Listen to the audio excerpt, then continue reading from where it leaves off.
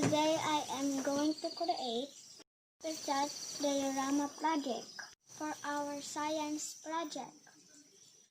The materials that I need to use are box, scissor, glue, scotch tape, plastic plants, toys, animal, construction paper, and anything else. First thing we need to do is to cut the box.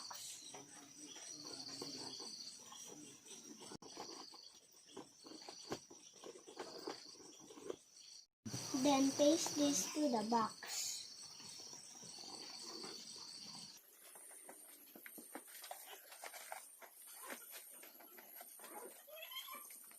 I'm going to cut up grass using this paper.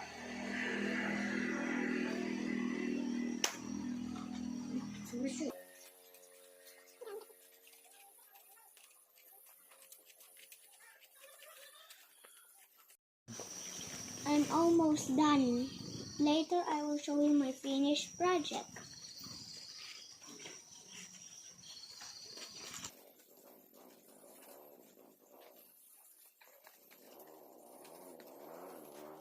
Then I'm going to put the plastic plants.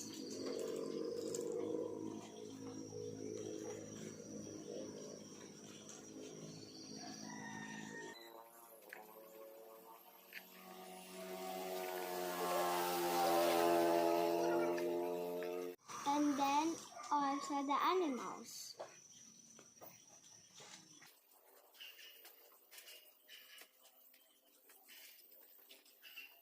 This is my finished project. I created a farm for land animals.